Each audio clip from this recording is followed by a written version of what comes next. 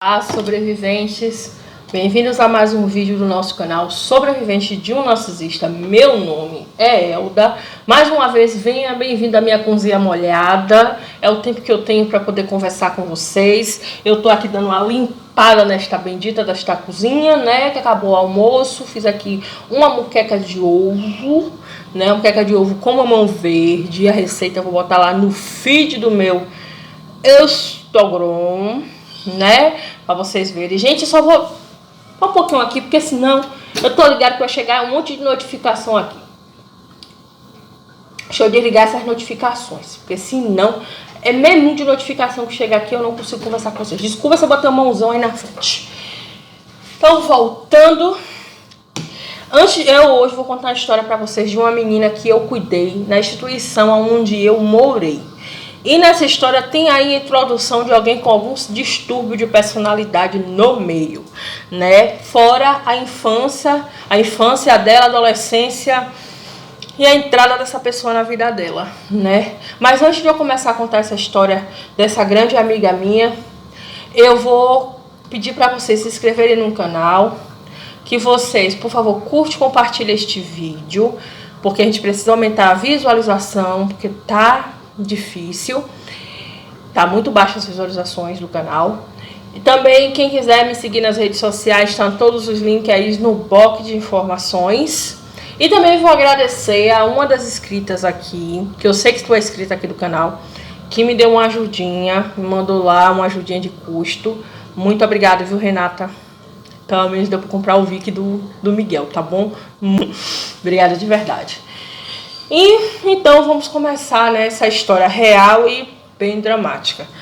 É a história de uma garota que morou no mesmo orfanato que eu morei, só que em épocas diferentes. Na época que eu era educadora social.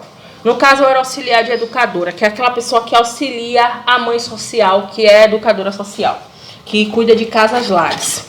Eu morei numa instituição chamada Aquapamec, lá na Mata Escura. Quem é da Mata Escura sabe. E quando eu fiquei mais velha, que eu tinha ali na casa dos meus 21 anos, eu me tornei auxiliar de educadora desta instituição que um dia eu morei. E eu logo no início trabalhei no anexo de Itapuã, cuidava de outras meninas em Itapuã. Depois eu fui para trabalhar no anexo de Águas Claras, que era o anexo das mães adolescentes. Vocês veem zoada de prata é porque eu largo batendo tudo. Aí lá eu conheci essa garota. No início, quando eu conheci ela, era uma garota muito fechada, muito retraída no canto dela. Aos poucos eu fui fazendo amizade com ela e li o relatório da história dela.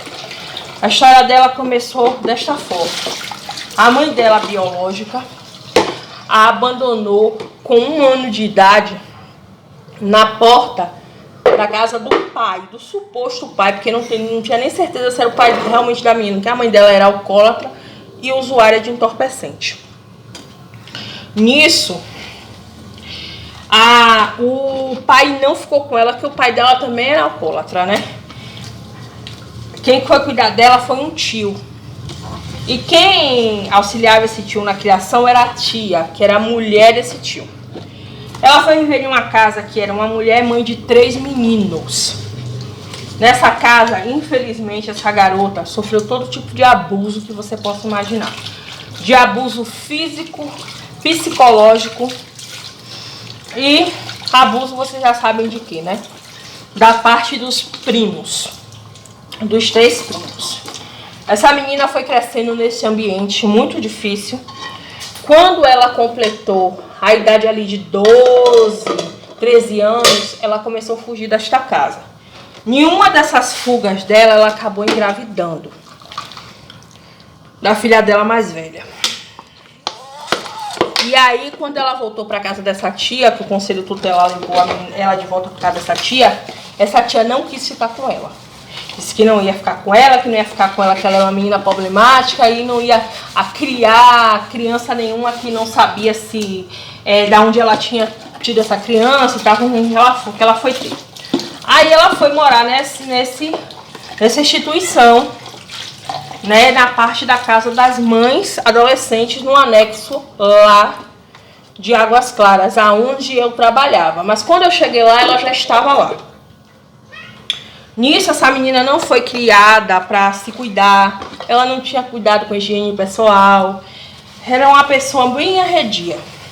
Só que ela acabou se apegando em mim, por causa do meu jeito de brincar, de tudo. Eu tentava trazer ela para o mundo real e tudo. Tanto que ela me deu a menininha dela para batizar. Era eu que ia com ela para levar ela para o pré-natal, para as consultas. E ela teve a grande sorte de pegar a educadora, que foi a minha educadora, a que tinha cuidado de mim, que era uma pessoa maravilhosa, uma pessoa assim de um coração maravilhoso. Ela era uma pessoa que ela tinha paciência. O que as outras educadoras não tinham, ela tinha muita paciência com a gente, porque eu era fácil, viu? Ai, eu e uma turma não era fácil. Ela pegou as mais difíceis para cuidar, essa educadora. Nisso, essa tia estava perto de se aposentar, né? Então, eu permaneci lá, ela teve a menininha dela nasceu com um problema na perna, tanto que teve que ficar com a perninha engessada até 1 ano, depois teve que usar bota e tudo, a filhinha dela. Nesse período, a tia entrou, pediu as contas para poder se aposentar. Entrou novas educadoras. E essas novas educadoras não era nada paciente, nada carinhosa. Eu também nessa época, eu trabalhei lá de 2007 a 2008. Em 2008, eu estava me preparando para ir embora para São Paulo.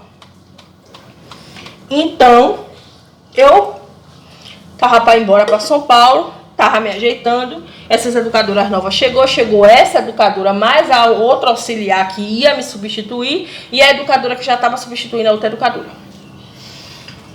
Eu fui embora e ela ficou lá nessa instituição. Só que as pessoas não teve paciência com essa garota que já tinha sofrido tudo que você possa imaginar. Não tiveram paciência com ela. E o que aconteceu? Essa garota fugiu e largou a filha lá, junto com elas. Foi embora, fugiu desesperada. Nisso, ela conheceu o algoz dessa história. Ela dormindo na rua, ali em Itapuã, ela conheceu esse homem que era cerca de 24 anos mais velho que ela. Nessa época, ela tinha 15 para 16 anos. Esse cara aqui começou a dizer que gostava muito dela, que queria assumir a filha dela, que assumiria ela, que ia fazer por ela o que ninguém fez por ela. Não sei o que foi que aconteceu, porque eu estava nessa época aí em São Paulo. Eu só sei que fizeram de tudo para se livrar desta pobre, desta garota. Esse cara registrou essa menina como filha dele e casou com ela de papel passado. Só que a menina já era registrada com o nome do pai biológico. Ninguém sabe como é que foi essa trama móia aí, que a menina tinha o nome desse cara. Descobriu-se depois do que aconteceu com ela. Aí, eles foram viver junto. Eu estava em São Paulo, não estava vendo nada. Aí eu voltei para Bahia. Quando eu voltei para Bahia em 2011, né, grávida do Everton, ela começou a me procurar. Ela ia lá para casa. Ela ficava lá comigo, só que ela ia escondido dele. Ela tinha muito medo dele. Não era pouco medo dele, não. Muito medo. Ela ia lá para casa, ficava lá em casa comigo durante o dia. Quando chegava ali com as 5 horas da tarde, ela saía desesperada para pegar o coletivo. Ela só achou o coletivo passar na porta da minha casa, que eu morava na frente de rua. Ela é desesperada para casa, para ele não descobrir que ela saiu. Aí, nesse período, ele começou a pedir uma filha para ela, um filho. Queria ter um filho com ela, ele já tinha 2 filhas do primeiro casamento. Aí, eu queria ter um filho com ela, aí, gente, vai ficar coçando. Que queria ter um filho com ela, que e tal e coisa. Aí, quando ela me contou isso, eu digo, não vá para esse homem. Comecei a aplicar a injeção nela. Levei ela para casa, comecei a aplicar Depo-Provera em 3 meses nela. Aí o cara foi e descobriu que eu estava aplicando a Depo-Provera nela. Nisso o cara foi, sumiu com ela. Quando foi, ela chegou lá em casa já um bom tempo depois, ela fez, eu tô grávida. O desespero bateu. Eu digo, minha, você tá grávida, você tá louca. Ele descobriu. Eu comprei anticoncepcional, ele jogou fora. E quando ele descobriu que você tava aplicando a Depo-Provera em mim, ele me pegou lá, me deu um chacoalhão, me jogou no canto. E eu acabei falando que eu tava tomando o remédio de evitar e quem tava me dando foi minha comadre. Ele pegou e me proibiu de ver você e começou a trancar a casa. Pegar o cadeado, bater no portão. Deixava trancada ela e a menina dela. E o que é que aconteceu entre quatro paredes, não preciso nem dizer, né? Que deve ter cada coisa que só Jesus. Ela acabou engravidando da menininha. Aí foi passando o tempo, aí teve a confraternização da minha madrinha. Minha madrinha estava voltando para a Itália, que foi a confraternização lá na antiga instituição onde eu morava. Isso foi em 2014. Aí ela foi pra lá, ele foi junto. Esse homem não saía de perto dela. Aonde ela ia, ele ia atrás. Sem falar que nesse tempo, ele já tinha minado todas as amizades que ela tinha feito. Quanto da instituição das meninas que moravam com ela, quanto de perto de mim e de tias, educadoras, professoras de escola, porque ela era uma menina muito inteligente. Ele pegou e separou ela de todo mundo. Você sabe, isolou ela mesmo. Como faz uma pessoa com distúrbio de personalidade narcisista? E ele provavelmente era um perverso. Botou ela no canto. Aí foi 2014. Teve a confraternização. Esse homem não saia de perto dela. Nem deixava ela conversar muito comigo. Porque ele sabia que eu ia botar coisinhas na cabeça dela. Aí quando foi, em 2016, isso a gente passou esse tempo todo conversando pelo celular. Quando foi em 2016, a gente marcou um encontro lá no Bom Preço do Cabula. Aí ela chegou lá e me contou, ela disse, olha, a situação já tá tão difícil que ele já tá me agredindo fisicamente. Ele começou a bater nela. Aí ela disse que ele tinha deixado ela nua na porta da escola, rasgado a camisa dela. Sentia que ele estudava junto com ela. E ele já tinha se formado. E ele ia pra escola com ela, mas só que ele já tinha se formado. Gente, eu tive que parar aqui e recontinuar porque o celular desligou do nada aqui. Mas graças a Deus o vídeo ficou gravado. Aí como eu tava contando pra vocês, tá tudo certo aqui? Tá. Agora eu tava dizendo pra vocês, aí ele pegou, ele ia pra escola com ela, sendo que ele já tava formado. Gente, vou ajeitando aqui que ficou. Sendo que ele já estava formado, mas ele ia. Não sei como é que ele conseguiu o papel, como é que ele conseguia as coisas. E ele estudava junto com ela. Ela estava terminando o segundo ano. Esse homem ia junto com ela. Ela disse que uma dessas, ele arrancou a roupa dela, rasgou, ela ficou com o peito na rua, ela fez de todo mundo. Isso ela me contou no dia que a gente se encontrou lá no Bom Preço do Cabula, em 2016. Ele descobriu que ela tinha ido atrás de mim. Mais uma vez, esse homem começou a prender ela dentro de casa. Prender mesmo, prender ela de um jeito que só resolve na causa. Aí, quando foi em 2017, dia 15 de dezembro de 2017, sendo que ela tinha falado comigo 2 dias antes. Ela tinha chamado, comadre, não sei o quê. Aí me mandou umas músicas de Chris Brown, que a gente gostava de escutar na época. Ela fez, eu escutei essa música aqui, eu lembrei da gente, a gente dançando lá na casa de Águas Claras. Aí eu falei pra ela que ia me mudar pra lá, pra Cajazeiras. Ela dizendo que também queria ir pra lá, que o sonho dela era voltar pra lá. Que pena que ela não tinha condições agora pra ir embora pra Cajazeiras e tal. Aí quando foi dia 15, tá eu mexendo no Facebook, tá lá a notícia que ela tinha falecido. Quando eu fui ver os noticiários, o infeliz matou ela e desferiu 17. Tudo na frente da filha dela, que na época estava com 9 para 10 anos. A filha mais velha. E a pequena provavelmente também viu tudo, mas a pequena era bem menor, né? Estava ali com seus 4 anos, não lembra. Eu sei que a menina dela maior, a que é a minha afilhada, ficou cerca de 1 ano sem abrir a boca para falar nada. Nada. A menina simplesmente ficou muda. E nisso, depois que ele fez toda essa atrocidade, ele pegou as 2 crianças, levou para casa de um pastor, deixou lá na casa desse pastor e foi fugir. Só que a sorte foi que encontraram. Aí encontraram lá ela enrolada em um colchão e chamaram a polícia e ele foi preso em flagrante. Eu sei que no fim das contas, gente, as 2 meninas foram parar em um orfanato do mesmo jeito que a mãe. Foram morar lá na UAF, lá na Lapinha. E o pai da mais velha descobriu tudo, né, pelos noticiários, pediu a guarda da menina. E aí foi descobrida a falcatrua do registro, que a menina era registrada com o nome do pai biológico, que o pai biológico pediu DNA e tudo, e ele registrou. E logo depois da menina registrada pelo nome do pai biológico, a menina foi registrada pelo nome desse cidadão, no nome desse cidadão. Qual foi a tramamóia? Não sei. Sei que no fim das contas, a família desse cara não quis nem ficar com a menina que era sangue deles. A avó abandonou a neta, a tia abandonou a sobrinha, e a conversa que a culpada de tudo foi a vítima, sendo que a vítima perdeu a vida.